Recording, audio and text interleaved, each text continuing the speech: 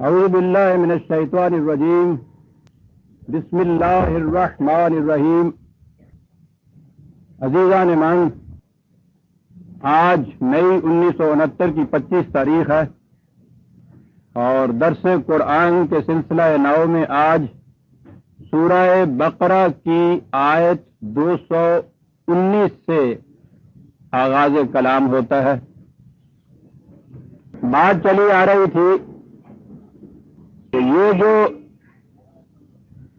قرآن ایک نئے نظام کی تشکیل چاہتا ہے، وہ ایک نئی سوسائٹی مرتب کرتا ہے۔ اس سوسائٹی کے ممبر بننے کے لیے پہلی شرط یہ ہے کہ ممبر کو ایک اقرار نامے پر دستخط کرنے ہوتے ہیں، جسے اسلام لانا کہا جاتا ہے، اور وہ اقرار نامہ یہ ہے کہ ان اللہ اشتری من المؤمنین انفسهم واموالهم بان لهم الجنہ، وہ اپنی جان اور مال خدا کے ہاتھ بیچ دیتا ہے جنت کے عوض میں۔ یہ ہے وہ آج کی اصطلاح میں ممبرشپ کی فارم، جسے پر کرنے کے بعد ایک شخص اسلامک سوسائٹی کا ممبر بنتا ہے یا مسلمان ہوتا ہے۔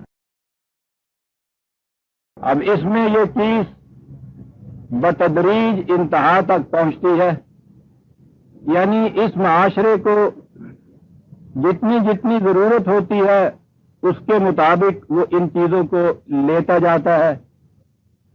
مال کی جتنی ضرورت ہوتی ہے وہ، جان کی جب ضرورت پڑتی ہے تو اس وقت، اور انتہا یہ ہے کہ ہر شخص کو اس کی بنیادی ضروریات زندگی، اس کی ضمانت تو معاشرہ دے دیتا ہے، اور پھر اسے اس کی ضرورت ہی نہیں رہتی کہ کوئی فالتو سرمایہ یا روپیہ اپنے پاس رکھے۔ یہاں تک اس نے پہنچانا ہوتا ہے، یہ اس کی آخری ایک حد ہے۔ وہاں تک پہنچانے سے پیشتر قرآن یہ بتاتا ہے کہ ان چیزوں کے راستے میں کون کون سے موانعات آتے ہیں، کون سی ایسی چیزیں ہیں جو انسان کا راستہ روک کر کھڑی ہو جاتی ہیں، ادھر اسے آنے نہیں دیتی۔ اور اس مقام پر اس میں دو باتوں کا ذکر کیا اس نے، یسألونک عن الخمر والمیسر قل فیہما اسم کبیر ومنافع للناس واسمہما اکبر من نفعہما۔ خمر اور میسرہ کے متعلق تو اس سے پوچھتے ہیں۔ خمر عام طور پر اس کا ترجمہ شراب کیا جاتا ہے، اور میسرے کا ترجمہ جوا کیا جاتا ہے۔ شراب اور جوا اس میں آ جاتے ہیں، لیکن یہ صرف شراب اور جوئے کی بات نہیں ہے، ان کا دائرہ ان سے کہیں زیادہ وسیع ہے۔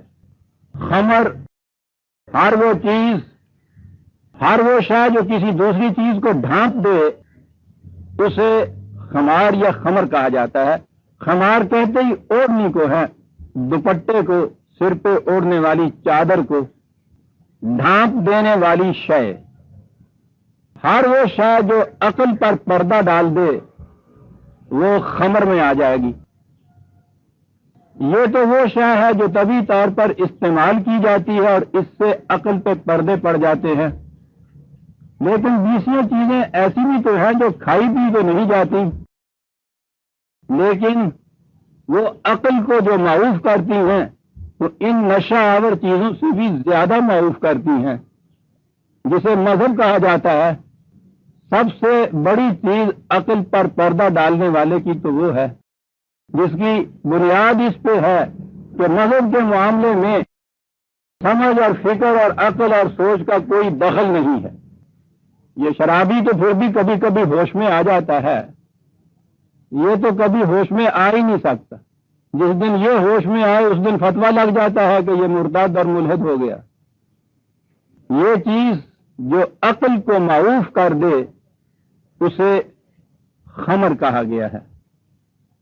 ہر نشہ آور شے جیسا میں نے عرض کیا اس کے اندر آ جاتی ہے۔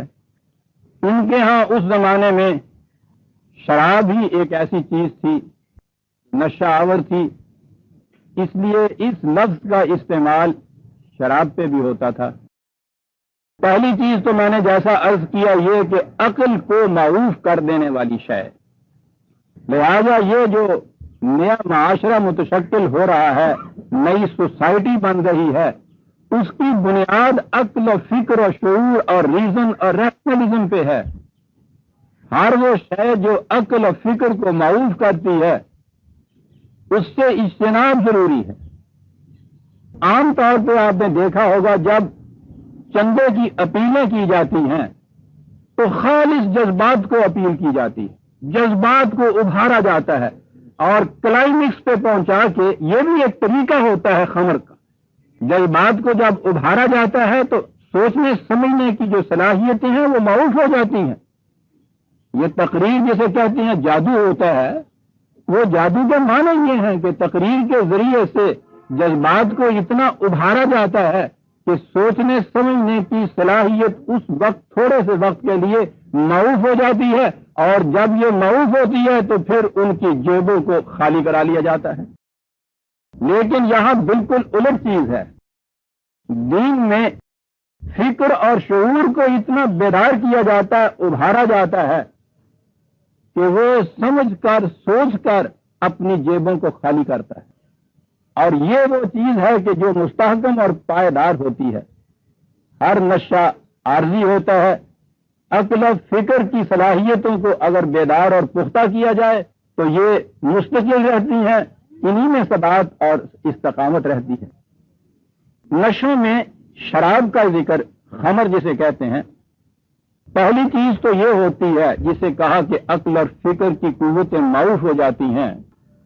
ڈاکٹر حضرات بہتر جانتے ہیں، یہ انسان کی جسم کا سسٹم اس قسم کا ہے کہ دماغ میں وہ خانے ہیں جہاں کوئی چیز جب اطلاعات یا انفارمیشن باہر سے پہنچتی ہیں تو وہ فیصلہ کرتے ہیں کہ مجھے کیا کرنا چاہیے۔ اسے آپ عقلی، فکری یا شعوری فیصلہ کہتے ہیں۔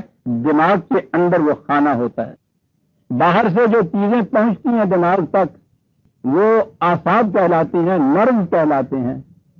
نرو کنوے کرتے ہیں باہر کی ہر شے کو اور وہ بھیجتے ہیں دماغ کے اس خانے کی طرف۔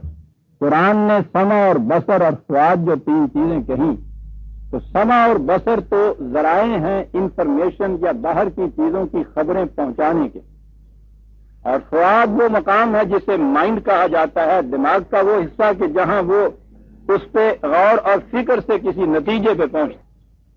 یہ پروسیس، یہ طریق وہ ہے کہ جس میں دماغ کا وہ حصہ معروف نہیں ہوتا، لیکن بعض ایکشن، بعض عمل اس قسم کے ہیں جنہیں ریفلیکس ایکشن کہا جاتا ہے، وہ عقل اور فکر کی روح سے نہیں ہوتے۔ اس میں ہوتا یہ ہے، مثال کے طور پر سوتے میں آپ کسی گہری نیند میں سونے والے کے پاؤں کے تلوے میں ذرا سی چبھن کیجئے، ذرا سی یوں ہی سرسراہٹ سی کیجئے، تو آپ دیکھیں گے کہ وہ پاؤں کھینچ لیتا ہے، سمیٹ لیتا ہے، سکیڑ لیتا ہے۔ وہ بالکل اس وقت مدہوش ہوتا ہے نیند میں۔ یہ اس کا ایکشن شعوری طور پر، فکری طور پر نہیں ہو رہا۔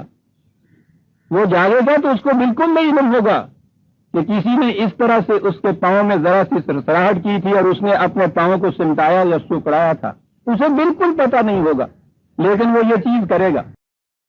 اس میں ہوتا یہ ہے طبعی طور پر کہ سونے میں یا ایسی حالت میں جسے آپ نے نشہ کہا ہے، اس میں یہ جتنے اعصاب یا نروز ہیں یہ ریڑھ کی ہڈی کے اندر سے پاس کرتے ہوئے دماغ تک پہنچتے ہیں، لیکن دماغ تک پہنچنے سے پہلے گردن میں ایک مقام آتا ہے جہاں سونے کی حالت میں یا نشے کی حالت میں نیچے کے اعصاب کا تعلق یا رابطہ دماغ کے اس حصے سے کٹ آف ہو جاتا ہے، منقطع ہو جاتا ہے۔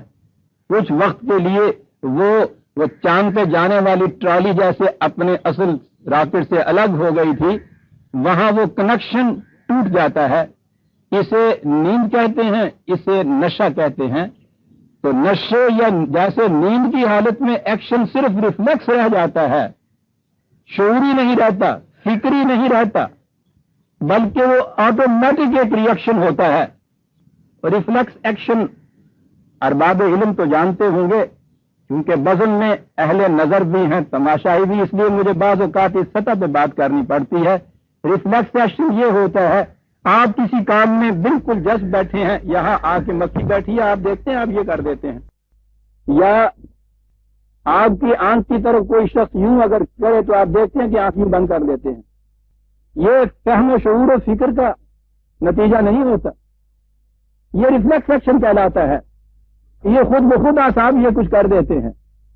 یہ ایکشن وہ جو گردن میں نے کہا ہے کہ ایک جوڑ ہے، جوڑی کہیے اس کو، جوڑ تو نہیں ہوتا، کہ وہاں سے وہ سلسلہ منقطع ہو جاتا ہے، تو اس کے بعد یہ جتنا باقی ایکشن اس کا ہوتا ہے، جو کچھ یہ کرتا ہے اس وقت، وہ دماغ کے فہم و فراز کی روح سے نہیں کرتا، بلکہ ریفلیکس ایکشن ہوتے ہیں۔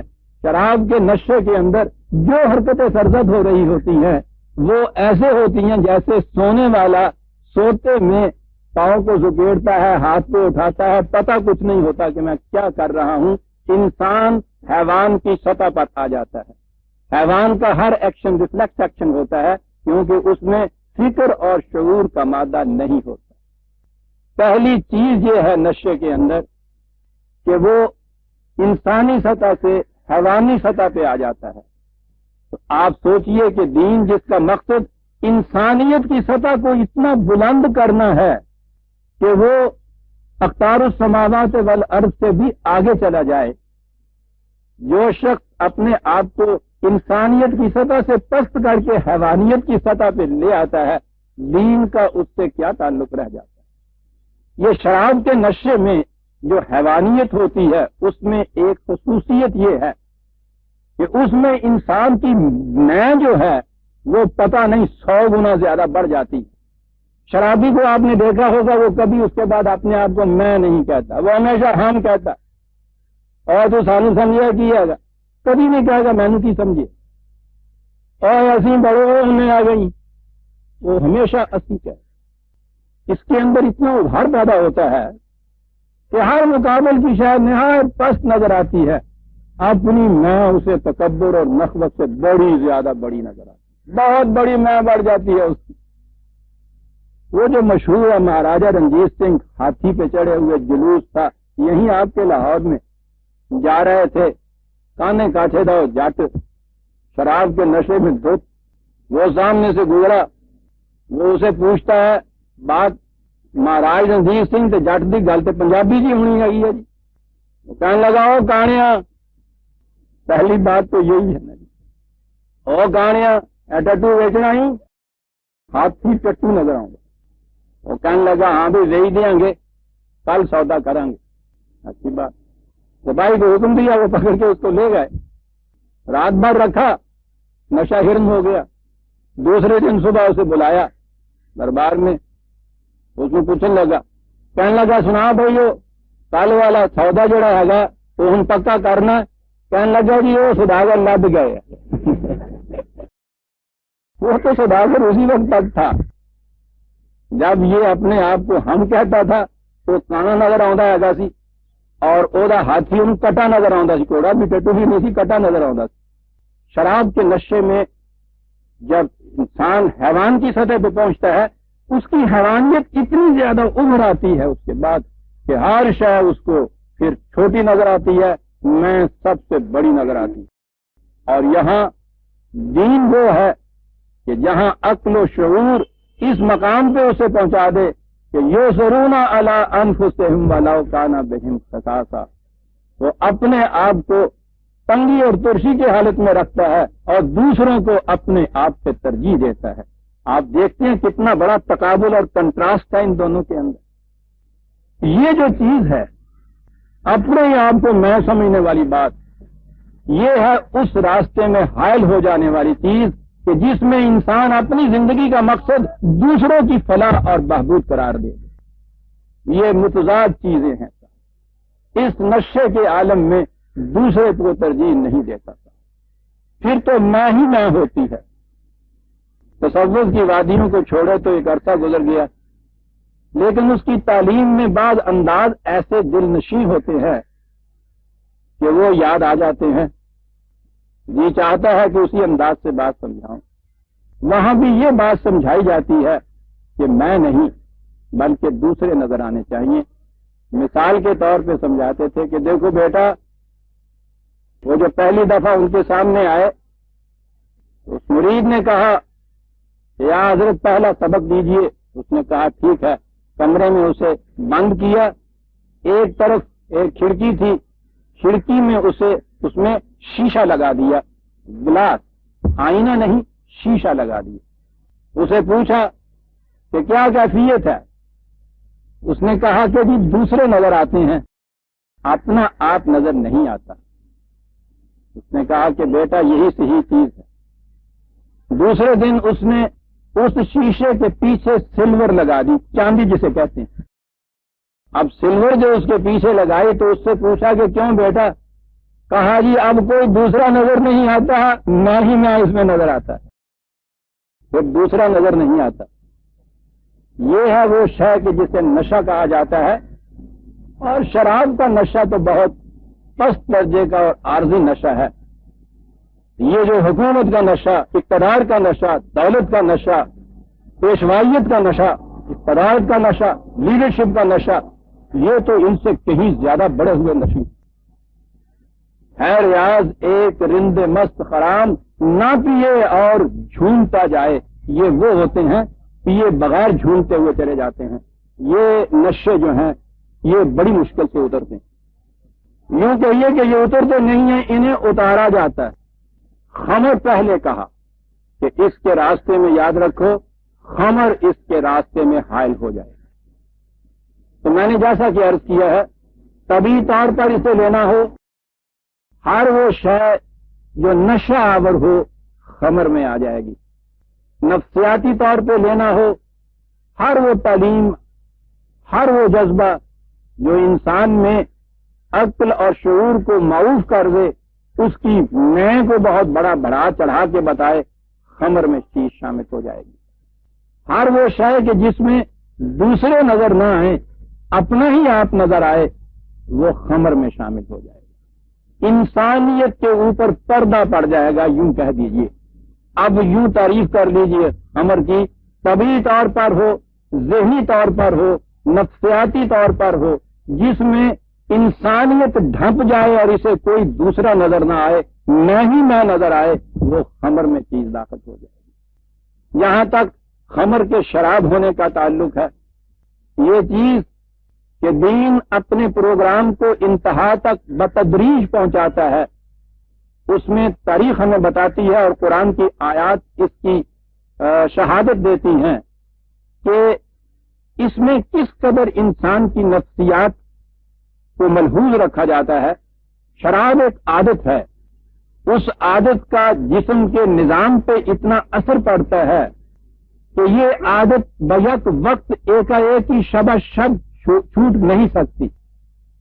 اور یہ وجہ ہے کہ 13 سال نبی اکرم صلی اللہ علیہ وسلم کی مکے کی زندگی عربوں کی گھٹی میں شراب پڑی ہوئی، معیوبی نہیں تھی جیسے مغرب میں یہ معیوب نہیں ہے۔ اور وہ تو اثر ہے عیسائیت کا کہ یہ شاید معیوبی نہیں رہی۔ عیسائیت وہ تو ہو ہی نہیں سکتی جو خدا کا ایک رسول ان کو دے کے گیا تھا، وہ جو اس کے بعد انسانوں نے بنائی تھی۔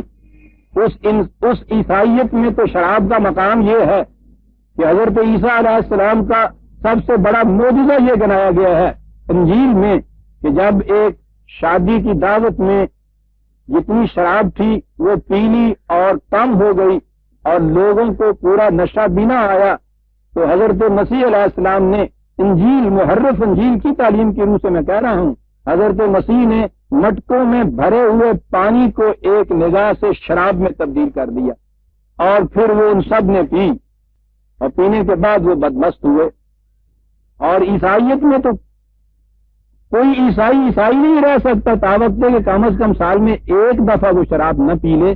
جو عید فصح ان کے ہاں ہوتی ہے، حضرت عیسیٰ علیہ السلام کے صلیب پہ دیے جانے کی ایسٹر میں عید جو ہوتی ہے، اس میں وہ جو کہا جاتا ہے نا کہ حضرت مسیح کا خون جو تھا وہ شراب بن گیا، تو وہ اس رسم میں وہ تقدس ہے، ورشپ ہے، عبادت ہے اس کی کہ اس میں ایک گھونٹ شراب پینا ہوتے۔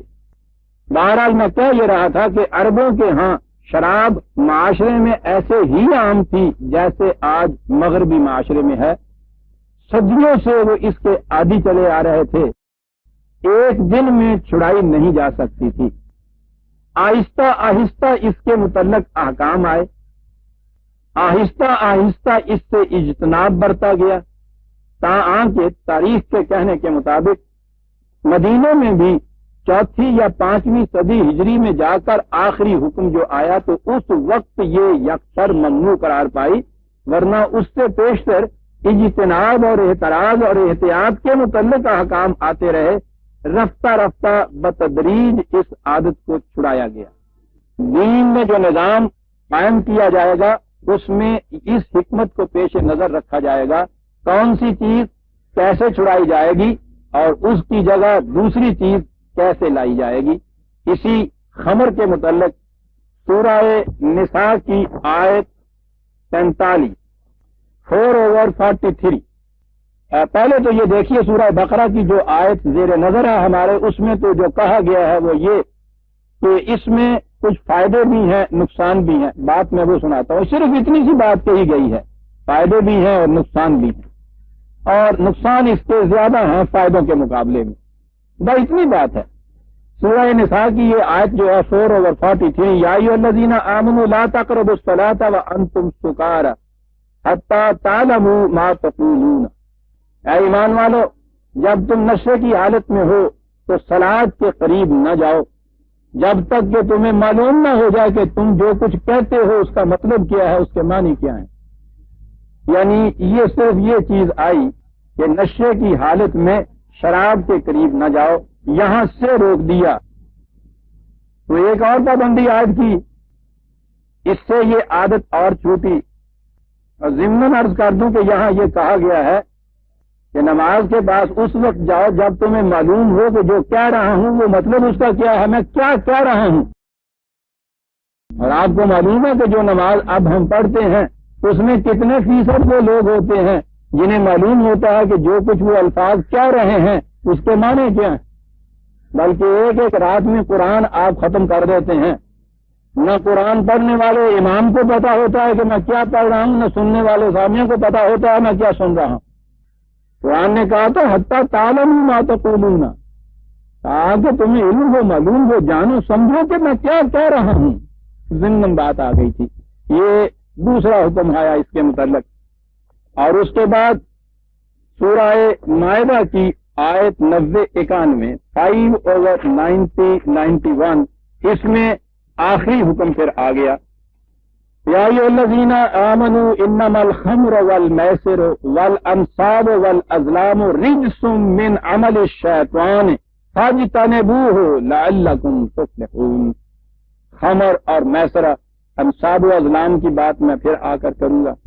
رجس ہے، رجس ہر وہ عمل کے جس سے انسانیت کی نشو و نما رک جاتی ہے۔ عمل الشیطان ہے، شیطان کا عمل ہے یہ، اس لیے تم اس سے اجتناب کرو۔ تو آگے پھر فَهَلْ أَنْتُمْ مُنْتَهُونَ، کیا تم اس سے باز نہیں آؤ گے؟ بڑی سختی سے یہ چیز کہی گئی۔ یہ ہے آخری حکم جس میں شراب قطعاً ممنوع قرار پا گئی۔ تو بعض لوگ پوچھا کرتے ہیں، اور پوچھنے کا جذبہ محرکہ تو آپ سمجھتے ہیں کیا ہو سکتا ہے کہ جی وہ شراب کو سور کی طرح حرام نہیں قرار دیا قرآن نے، اتنا ہی کہا ہے کہ اس سے اجتناب برتو۔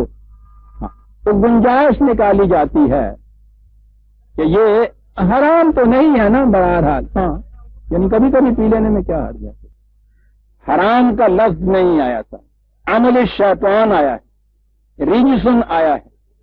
تو یہ عمل شیطان جو ہے وہ یہ کوئی ایسی چیز ہے ہی نہیں ان کے نزدیک، اس لیے کہ ان کا تو معمول ہوتا ہے شیطانی اعمال، اس لیے اس سے وہ کیا مجتنب رہیں گے، یہ تو زندگی ایسی بن چکی ہوئی ہوتی ہے۔ کہتے ہیں حرام نہیں ہے، یاد رکھیے حرام کا لفظ جو قرآن کریم کا ہے جہاں تک کھانے پینے کی چیزوں کا تعلق ہے اس میں ہے وہ خنزیر کا گوشت، بہتا ہوا لہو، مردار اور ہر وہ شے جو خدا کے علاوہ کسی دوسرے کے نام کی طرف منسوب کی جائے کھانے پینے کی چیزوں میں، شراب جسے آپ خمر کہیں یا شراب کہیں، روزمرہ کی غذا کی چیزوں میں سے یہ نہیں ہے، اس لیے اس میں اس کا وہ جو 4 چیزیں بتائی گئی ہیں اس میں اس کا ذکر آ ہی نہیں سکتا تھا، وہ تو غذا اور خوراک کے متعلق ہے یہ، اور یہ چیز کے ساتھ حرام نہیں ہے، ہر چیز کے لیے صرف لفظ حرام آئے گا تو آپ اسے حرام سمجھیں گے۔ رجسن عمل الشیطان فاجتنبوہ، قرآن کہہ رہا ہے، کہتا ہے فہل انتم منتہون، کیا تم باز آتے ہو یا نہیں اس سے؟ اتنا بڑا تو وہ چیلنج دے رہا ہے، لیکن یہ کہتے ہیں صاحب حرام کا لفظ اس کے لیے نہیں آیا۔ بہرحال آپ دیکھ لیجئے کہ یہ قرآن کا حکم ہے اس کے متعلق۔ شراب، وہ شراب کا لفظ جو ہے ہمارے ہاں استعمال چونکہ ہوا ہے اس لیے ہم بھی بول دیتے ہیں، ورنہ عربی زبان میں تو ہر مشروب کو شراب کہتے ہیں، ہر چیز جو پی جاتی ہے اسے شراب کہا جاتا ہے۔ وہاں یہ شراب کا لفظ وائن کے معنوں میں، شراب کے معنوں میں نہیں آتا، وہاں تو یہ لفظ ہر پینے والی شے کے متعلق آتا ہے۔ تو خمر اگر یہاں اسلامی ممالک میں اس کے متعلق کوئی قانون بنے گا، اس قانون کو یہ ڈیفائن کرنا ہوگا، یہ بتانا ہوگا کہ وہ کیا شے ہے جسے خمر کہا جائے گا، اور وہ آپ کے ہاں ان لافل قرار پائے گی۔ یہ بڑی ضروری چیز ہے، ورنہ ہمارے ہاں تو شراب جو ہے وہ تو خاص قسم کی کوئی چیزیں ہیں ان کو کہا جاتا ہے، لیکن یہ چیز کہ شراب جب قانون کی زد میں آئے گی تو وہاں تو قانون کو بتانا پڑے گا کہ خمر کیا ہے۔ میں نے یہ اس لیے عرض کیا کہ جب یہ چیز قانونی حیثیتیں اختیار کریں گی تو اس وقت ان کو ڈیفائن کرنا پڑے گا، متعین کرنا پڑے گا، اسپیسیفکلی بتانا پڑے گا کہ کیا شے ہے وہ۔ خمر پہلی چیز کہی، دوسری چیز اس نے کہی والمیسر، عام ترجمہ اس کا جوا کیا جاتا ہے، جوا ہی نہیں۔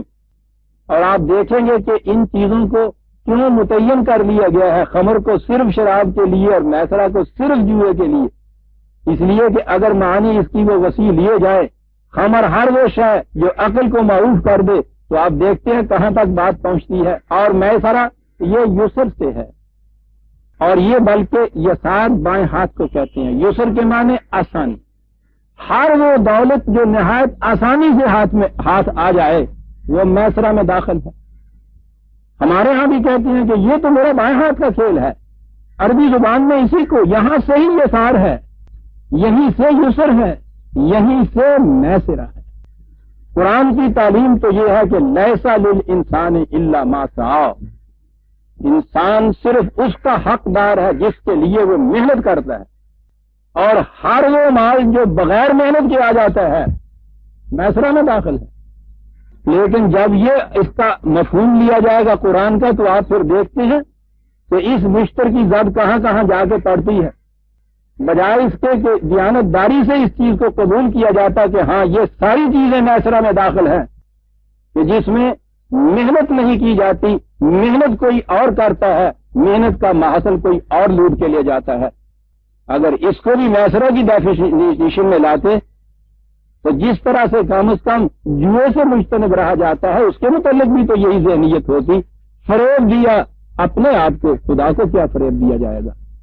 یہ کہہ کے کہ اس کا مفہوم ہی اس طرح محدود کر دو، صرف جوا جو ہے اس تک اس کو رکھو، اس سے آگے ہر وہ شے جو یوں ہی یسر سے آسانی سے بغیر محنت کیے ہوئے دوسرے کی کمائیاں آتی چلی جائیں وہ سارا حلال و طیب، صرف جوا جو ہے اس کے متعلق یہ چیز کے ساتھ یہ ناجائز ہے۔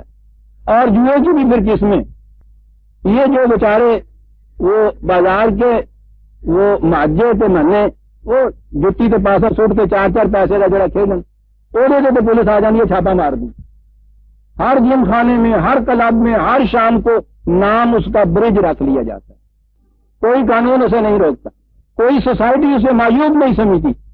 یہ کہہ دیا جائے نا کہ یہ جواریہ ہے تو آپ دیکھیے اس کے متعلق ذہن میں کیا چیز آتی ہے، اور یہ برج والے فخر سے بیان کرتے ہیں۔ آپ پابندی اس پہ جو نہیں لگتی تو اس میں ایک گہری بات ہے۔ رشوت کا ایک بڑا حسین اور لطیف طریقہ ہے یہ، وہاں جا کے جس نے صبح جا کے ٹینڈر دینا ہوتا ہے یا پرمٹ لینا ہوتا ہے، شام کو وہ کلب میں جا کے اسی افسر متعلقہ کے ہاتھوں 1000 روپیہ ہار آتا ہے، وہ اسے برج میں جیتتا ہے۔ رشوت تو نہ ہوئی نا جی، یہ یعنی میں کہتا ہوں کہ ایگزیکٹلی جو شکلیں جوئے کی ہیں اس میں سے بھی یہ راہیں تراشی جاتی ہیں. کیسے تراشی گئیں؟ اس کے لیے قانون بنا کہ یہ چیز ناجائز نہیں ہے. قانون کس نے بنایا؟ وہی جنہوں نے برید کھیلنا تھا. اسی لیے قرآن قانون سازی کا اختیار انسانوں کو دیتا ہی نہیں. وہ ہزار طریقے قانون کی روح سے نکالتا ہے. تو میں صرف ہر وہ دولت جو آسانی سے ہاتھ میں آئے، محنت کوئی دوسرا کرے، یہ لیسا للانسان الا ما سعی کہ بالکل برعکس چیز ہو گئی. وہاں یہ ہے کہ صرف جس کے لیے محنت کی جاتی ہے وہ ہے جس کا کوئی حقدار ہوتا ہے. میں صرف ہر وہ دولت، ہر وہ مال کہ جس میں محنت کوئی دوسرا کرے، ما حاصل کوئی اور لے جائے. جی میں عرض کر رہا تھا کہ یہ جو قرآن کی اصطلاحات ہیں، الفاظ تو وہی رہے، ان کا مفہوم اس انداز سے بدلا گیا. ایک تو وہ لوگ ہیں نا کہ جو مثلاً اس کی پرواہ ہی نہ کریں کہ صاحب قرآن میں کیا ہے، شریعت نے کیا کہا ہے. لیکن بہرحال ایک وہ لوگ بھی ہوئے کہ جو یہ کہتے ہیں کہ نہیں صاحب ہم اس کے مطابق چلتے ہیں. یہ مطابق چلنے والوں نے کیا کیا ہے دین کے ساتھ؟ الفاظ وہی رکھے ہیں، اصطلاحیں وہی رکھے ہیں، ان کے مفہوم خود متعین کر لیے ہیں. میسرہ کا یہ مفہوم متعین کیا اور اسے صرف گیم آف چانس یا جوئے تک لے گئے، اور باقی تمام دولت جس میں محنت کوئی دوسرا کرے، محاصل کوئی اور لے جائے، وہ ساری حلال و طیب. کیا ہوا؟ میسرے کی ایک قرآنی اصطلاح کا مفہوم خود متعین کیا. اب قرآن میں یہ لفظ میسرہ یا اس قسم کے الفاظ رہا کریں، ان کی حفاظت کا ذمہ خدا نے لیا ہے تو لیے رکھیں. کتاب محفوظ ہے، غیر متبدل ہے، ٹھیک ہے، الفاظ غیر متبدل ہے نا. الفاظ کے معنی اگر بدل لیے جائیں تو اس سے بڑی تحریف اور کیا ہوگی؟ آپ کے ساتھ یہ ہوا ہے. اب اس کے لیے سندیں مانگتے ہیں کہ صاحب یہ کیسے ہو کہ دوسرے کی محنت کی کمائی دوسرا نہیں لے جا سکتا، اس کے لیے سند بتائیے. سند تو موجود تھی اس کے لیے، لیکن اس سند کو تو آپ نے محدود کر کے رکھ دیا ایک خاص چیز کے لیے. اب سندیں اس کے بعد ڈھونڈتے پھرتے. آپ نے دیکھا کہ یہ جو قرآن معاشرہ متشکل کرتا ہے جس میں پوری محنت کی جائے اور محنت کا محصل ملے، اور محنت کے محصل میں سے بھی صرف اپنی ضرورت کے لیے رکھا جائے، زائد فاضلہ سرپلس منی دوسروں کے لیے دے دی جائے. یہ وہ نظام اور اس کے مقابلے میں یہ نظام کہ صرف جوا تو حرام یا ناجائز ہے، دوسروں کی محنت کی کمائی کو ہر طریق سے لے جانا جو ہے، اس میں کوئی چیز ایسی ممانعت کی نہیں ہے. زمین پہ لکیریں کھینچی، میری ہو گئی. وہ اس میری کے اندر کاشتکار سال بھر محنت سے خون پسینہ ایک کر کے بیچارہ وہ وہاں فصل پیدا کرے، اور یہ جس نے لکیر ماری تھی اس نے یا اس کے باپ دادا نے کہیں سے کم از کم آدھا اس کا حصہ گھر کو لے جائے. کیا ہے جی؟ مزارعت ہے جی. یہ بالکل حلال ہے، میسر نہیں ہے. تجارت ایک کرے، دن رات محنت وہ کرے، یہ انویسٹمنٹ اس کے اندر کر کے سلیپنگ پارٹنر بن رہے ہیں. نفع آ رہا ہے اس میں سے آدھا، آدھے سے بھی زیادہ ان کا. کیا ہے جی؟ یہ سب مزارعت ہے صاحب، میسرے نہیں ہے. یہ میسرے کیا ہے؟ جوا ہے صرف صاحب. یہ ہوتا ہے دین کے ساتھ. خمر اور میسر دو چیزیں ہیں جو اس راستے میں حائل ہوتی ہیں. اور آپ نے دیکھا کہ عقل کو معاف کیا جائے، اور ادھر یہ صورت یا تو گیم آف چانسز کو آپ لیتے ہیں تو اس میں بھی عقل معاف ہوتی ہے. جو چیز آپ چانس پہ چھوڑتے ہیں اس میں عقل کو کیا دخل ہے؟ جوا جو پانسے پہ ہے، اس پانسے پہ کیا رخ اس کا سامنے آ جائے گا، آپ کی عقل کو کوئی دخل نہیں ہوتا. لیکن جوئے تک تو یہ حکم رکھا جائے گا. یہ قرہ اندازیاں، یہ لاٹریاں، یہ فالیں نکالنا، یہ خوابوں میں فیصلے لینا، یہ سارے کے سارے نہ صرف جائز بلکہ شرعاً بڑے مستحب قرار دیے جاتے ہیں. اللہ والوں سے جا کے پوچھا جاتا ہے، ان سے فالیں نکلوائی. یہ کیا چیز ہے؟ قرآن تو یہ کہتا ہے کہ انسان کو عقل و فکر ہم نے دی، اپنے معاملات کو عقل و فکر کی روشنی میں قرآن کی حدود کے اندر رہتے ہوئے خود فیصلے کرو. یہ فیصلے عقل و فکر کا مالک انسان جا کے دے دیتا ہے کن چیزوں کے ہاتھ میں؟ دیوان حافظ علیہ السلام رضی اللہ تعالیٰ عنہ جناب رحمۃ اللہ علیہ تو دیوان تو حافظ کا نہ ہی دیوان حافظ پہ گیا گا. اس میں سے فال نکال لو. کیسے نکلتی ہے فال؟ وضو کرو، بیٹھ جاؤ، آنکھیں بند کرو، उगू बनो, यूं वो खोलते हैं, पहले दाएं हाथ के सफ़े की पहली सतर जो है उसमें जो लिखा होता है, ये है तुम्हारे लिए फैसला। अल्लाह अकबर। न दिमाग और फिक्र इसकी काम करे, न फिक्र और दिमाग इसके काम करे, तो ये फैसले लिए जाते हैं, कुर्रे डाले जाते हैं, लाटलियां पड़ती हैं, सगारे किए जाते हैं, अक्ल फिक्र को माऊफ किया जाता है। और ऐसा करने वाले आप देखते हैं कि कितने मुकद्दस समझे जाते हैं, रूहानियत के मालिक। वो तो ठीक है, अक्ल फिक्र को माऊफ कीजिए, फिर बाकी रूहानियत रह जाती है। और उस रूहानियत की इंतहा वो है ना कि जिसे मजदूब आप कहते हैं, वो जो बाकी दुनिया के पागलखाने भेजे जाने, आपके यहां वो पहुंचे हुए होते कि भाई क्या फर्क है कि जी वो सालिक तो वो है कि जो सीढ़ी के एक एक डंडे से चढ़ता हुआ ऊपर गया और एक छापा मार के चले गए, अकलियां लता टूट गई। कहां फिर रहे हैं आप अजीजान मान? और ये वो कौन फिर रही है जो हर सुबह इस कुरान को लेके बैठती है सवाब के लिए। खमर और मैसरा दीन के निजाम के रास्ते के अंदर दो सबसे बड़े संगे गिरा। कुरान का अंदाज देखिए, पूछते हैं तुझसे इनके मुतल्लिक, उल फीहिमा इस्मुन कबीरुम व मनाफिउ लिन्नास। ठीक है, इसमें यह बताया जा सकता है कि साहब फायदे की भी बात होती है। शराब के मुतल्लिक टॉनिक होती है, इससे कुव्वत कुछ बढ़ती है, हरकत पैदा होती है, हरारत पैदा होती है। इस साथ मैसरे को अगर आपने जुआ ही लेना है तो उसमें एक हारता है तो दूसरा जीतता तो है ना। अकले फरेबकार के लिए दलील देने के लिए तो बात हो जाती है, वो भी तस्लीम करता है कि ये चीजें जो हैं ये कही जा सकती हैं, कि ये होता है। लेकिन कुरान इस्मुन एक और चीज हमारे साथ तर्जुमे में हुई। कुरान करीम ने जितनी चीजें खिलाफ कानून, खिलाफ कायदा, कुरान के खिलाफ कही जाती हैं, उनके नताइज को मुख्तलिफ अल्फाज से ताबीर किया है। या जो कुछ इंसान करता है, उदवान, निसियान, ज़म, खता, इस्म, हमारे यहाँ इन सब का तर्जुमा गुनाह कर दिया जाता है। फिर गुनाह जो है उसका तसव्वुर तो सवाब की तरह ज़हनी सा होता है, वो अलग शय होती है, जुर्म अलग चीज होती है। चुनांचे हमारे यहाँ ये बड़े बड़े बुजुर्गान किराम जो अपने इज्ज और इंकिसार में दर हकीकत अपने तकब्बुर और नफरत का मुजाहरा करते हैं, नखवत का, आप देखेंगे कि वो अपने नाम के साथ लिखेंगे फलां साहब आसी पुरमासी मुज़निब गुनाहगार बंदा। ये वही चीज है कि जिसे हम जुर्म कहते हैं। उनसे कहिए कि साहब ये अल्फाज छोड़ दीजिए और लिखा कीजिए बंदा अनायतुल्लाह मुजरम नंबर 10। कहिए ना, ये पुरमासी भी तो साथ है ना आसी के। कहिए क्रिमिनल ट्राइब का आसी, कहिए ना बाद माश अपने आप को, ये नहीं कहा जाएगा। अब आपने देखा कि जुर्म, बदमाशी, ये चीजें जो हैं ये कुछ और मफहूम पैदा कर रही हैं। खताकार, गुनाहगार, मासी, आसी, मुज़निब, बड़े फख्र से लिखा जाता है। क्या ये बायस फख्र है किसी शख्स के लिए वो ये कहता फिरे कि मैं तो बड़ा मुजरम नंबर 10 हूं? यहां तो शर्म आएगी, कहने वाले के खिलाफ हत्या की इज्जत का दावा भी शायद कर दिया जाएगा। अपने कलम से बड़े फख्र से लिखते चले जाएंगे ये चीजें। क्या हुआ? इन अल्फाज के मानी बदल दिए, मफहूम बदल गई है।